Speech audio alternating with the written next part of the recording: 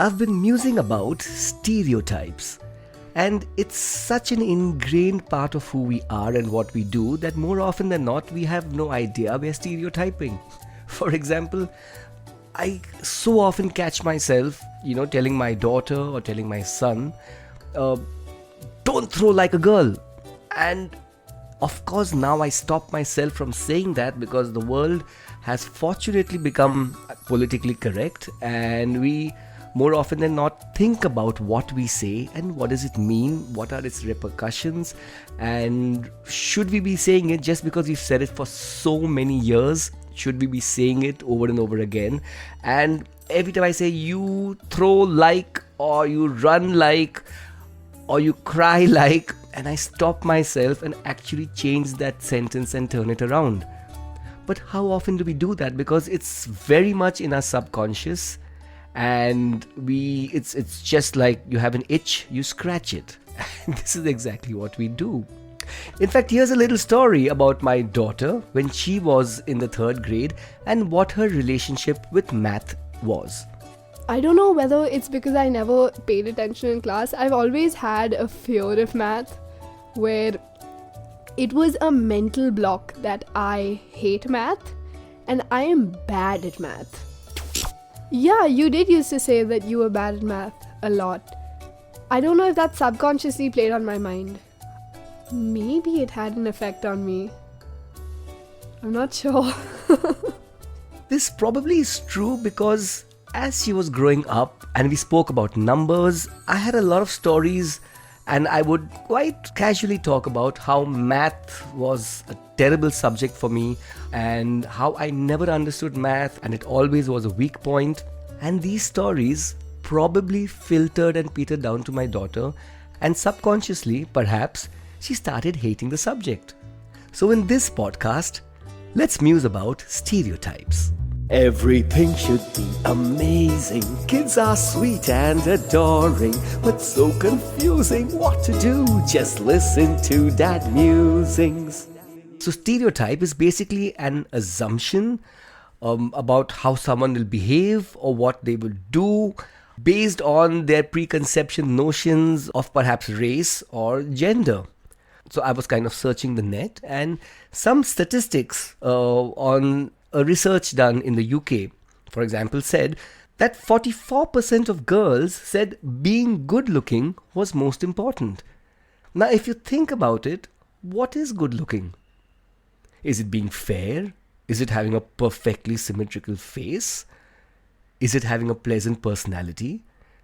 And it means so much to so many different people. It's all about perspective. It's all about how you perceive good looking. Quite often I've heard good looking people get jobs far easier than people who are not. While I was in my management college, and this is an actual example, one of the recruiters who were coming to recruit from my management college actually picked, and I actually heard somebody talk about this and said that, oh, that one does not look good, so she quite wouldn't fit the profile we're looking for, and therefore they would pick people who looked good, irrespective of their talent, irrespective of their knowledge. And there was a stereotype that was being followed based on a prejudice that was very highly subconscious. And to get past these stereotypes, it's very important that we be aware of it, else it's really not going to help us get over it. It's virtually impossible to get over something you are not aware of. So getting back to my daughter, Mishka, I had seeded the stereotype in my child. And that's something we all have to actually look at and ask ourselves, how much are we seeding in our child? And these are, believe you me, very innocent statements. Very, very innocent statements. I think knowing that my parents have some kind of faith in me in, whatever they're saying, whether it's singing, math, being good with people, being mature for my age, that kind of thing. Hearing my parents say it is subconsciously a huge boost of confidence. And it plays on a kid's mind. That, because I've always, this is slightly off topic, but I've always heard you say, oh yeah, she's very mature for her age. She's very good with people. She's a social butterfly. And till a point, but it did have an effect on me that it always stayed on my mind that, yeah, I am good with people. I am a social butterfly. Everywhere society that we live in, they sort people into categories. In India, we have a diverse culture. You have Gujaratis, you have Marwadis, you have Hindus, Maharashtrians, you have people from Tamil Nadu, you have from the north, from the south, from the east, from the west, and there is a huge amount of stereotyping in our culture, and the kids are picking up on it. For example, oh, he's from the south, he would have an aptitude towards engineering and computers and mathematics. This is the kind of stereotyping that we so innocently do, but children are picking up on it. And it starts really early, right? 4-year-olds expect wealthy students to be more competent in the classroom. Now think about that. If they know somebody is rich, they expect them to be more cleverer. Toddlers are really quickly picking up on cultural norms about gender, and they apply them to activities and toys and roles.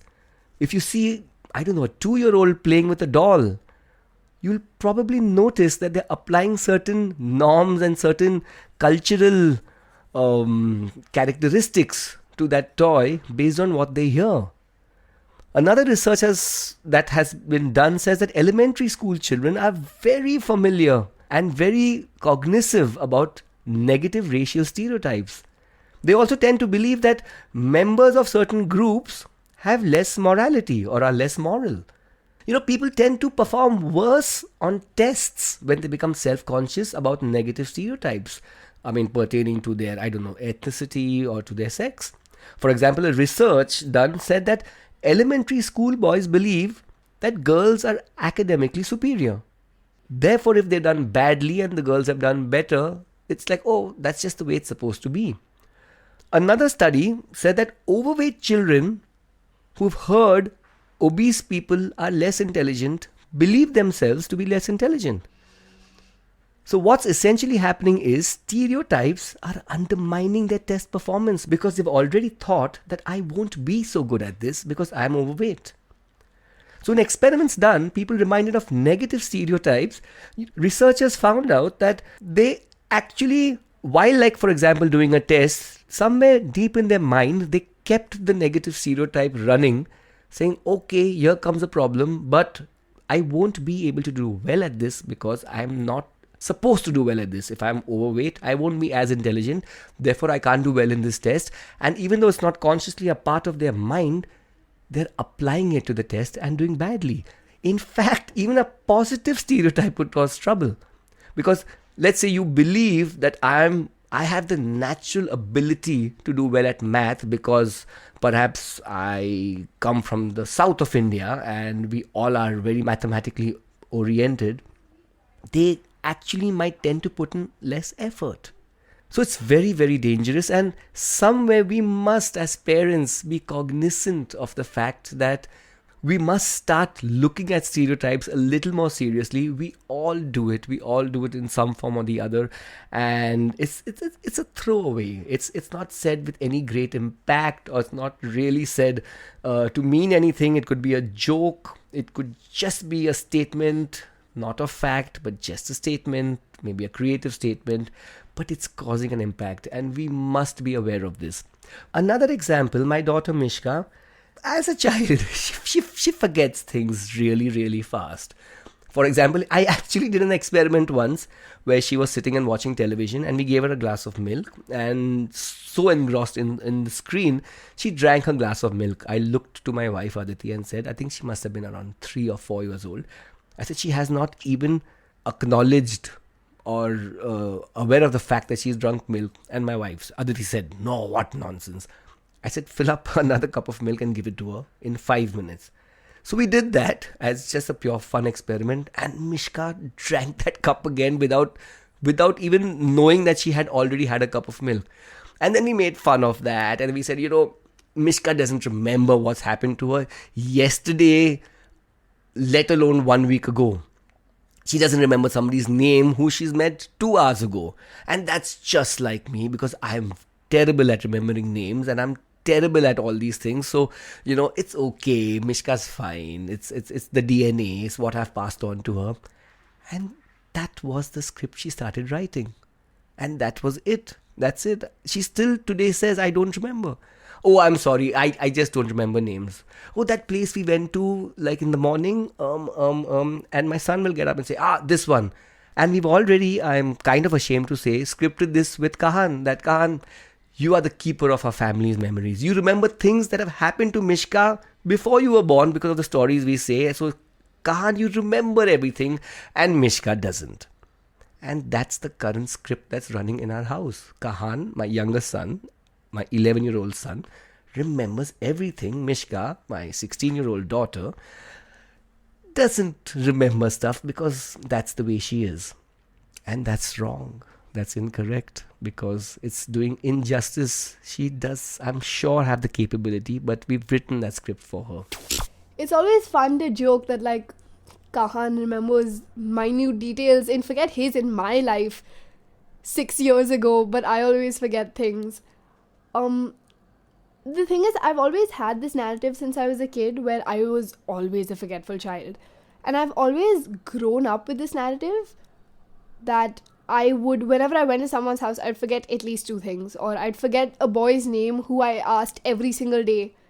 Maybe it played a role in the fact of increasing or playing out that role. No, I don't think it's necessarily a good feeling. But to be honest, this specific example, it's something I've come to terms with, so it doesn't really affect me emotionally. It's something I also like to joke about. It makes me feel like it's part of my personality, and it's fine to forget things, because that's me. And, like, that's just Mishka. Like, what did you have for dinner last night? Oh, I don't know. Another script we write for my daughter.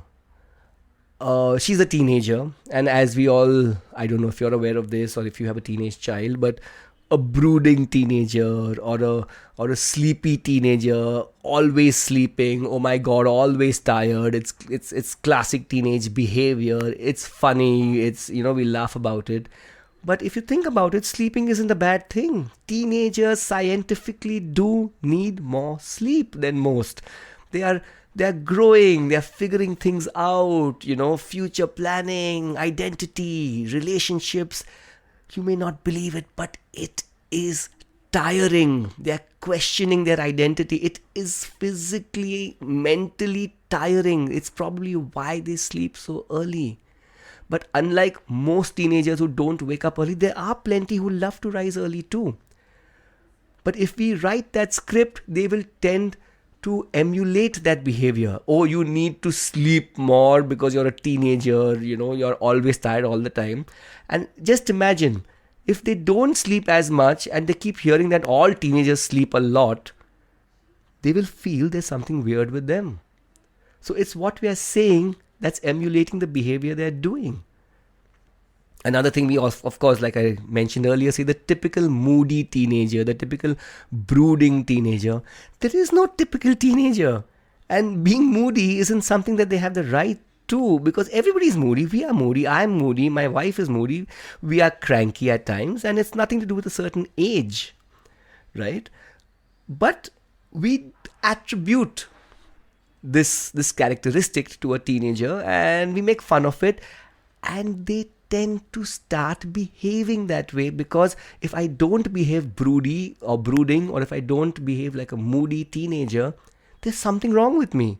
My parents are saying it must be correct, right? So I guess this musing is all about, we are feeding and seeding so many stereotypes so innocently that we are not aware of.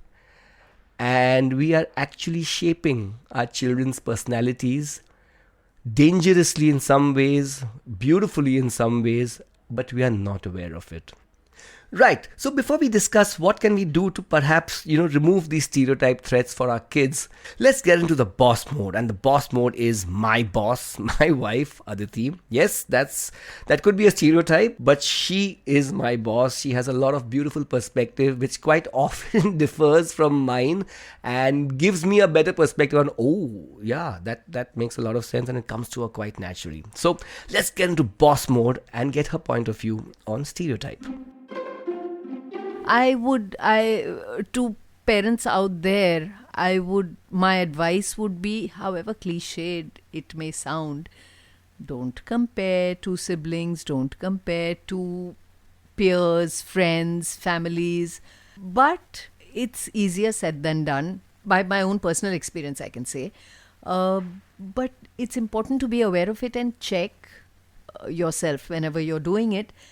Even when you're talking not just directly to them, but to a third party, maybe on the phone, maybe in another room, they have sharp ears, really, really sharp ears, especially when it comes to you talking about them. They're sifting out information. And strangely, they pick up the negatives way more than the positives. The positives, I think they just brush them aside because you're their parent and you're saying something good. But if you're saying something negative or comparing them to their sibling or to another child, talking to somebody on the phone, you think they're not listening, but they are listening to every little word and they are writing their script. They're making it a self-fulfilling prophecy, which is a very scary thing. At the same time, it can be a very, very empowering thing because you don't have to lie. You don't have to lie about them being wonderful or, just achieving great things when they haven't. But it can be a very positive self-fulfilling prophecy where they, even with subliminal prompts and positive strokes, it builds up their confidence. Let's look at how do we kind of neutralize these stereotype threats and how do we ensure that we are a little more cognizant and not falling into the trap of stereotyping. One way is you could present your children with stereotype defying role models. Look at this female athlete, for example. If people say you run like a girl, look at these athletes, look how well they are doing. It starts subconsciously telling the child that, oh, there you go. I don't have to believe in what people say about girls because there are many who have broken the glass ceiling and are doing so well. So do that. Present them with stereotype defying role models. Encourage your kids to adopt an effort-based growth theory, which basically means if I believe that I will not be good at math because my father is not good at math and it's in the DNA, show them that by putting in an effort, you can be good at math, and that effort, there is a reward. Because you've put in the effort, there, you got the answer, and therefore it can be negated that your dad may not have been good at math, but you can be. And the actual bottom line to that theory of your dad is not good at math is probably because he didn't take the effort to actually get good at it. Another way is, for example, we spoke about how stereotypes can affect your child during exams or tests because, if they believe the stereotype of I'm naturally good at something, like my son occasionally used to tend to believe I'm naturally a gifted singer and a performer. I don't need to practice it so much. So his effort came down. However, on the negative side, if you told somebody they are not good at math, for example, and when they're walking into a math exam, that subconscious thought is there, I'm not good at math, I'm not going to do well at it. You could negate that by providing your child with an opportunity to reflect on other things they're good at. When they reflect on something they're good at and they're walking into a test, they're already in a positive frame of mind, and at a subconscious level, they stop thinking about how I am bad at this, so I'm not going to do well. In fact, they're more in the aura of the positive spirit of I'm good at this, I'm good at that, and okay, here's a test, and you're kind of putting a lot more positivity into what you're doing. So give them the opportunity to reflect on their positive or cherished values. And of course, the last advice I would give is talk to your kids about the stereotype threat, right? Because it's there. We are seeding it too as parents. But talk to them about it. Pink. Oh, you don't. Oh, you love the color pink. Awesome. But did you know that many people think that pink should not be liked by boys? And let's discuss that.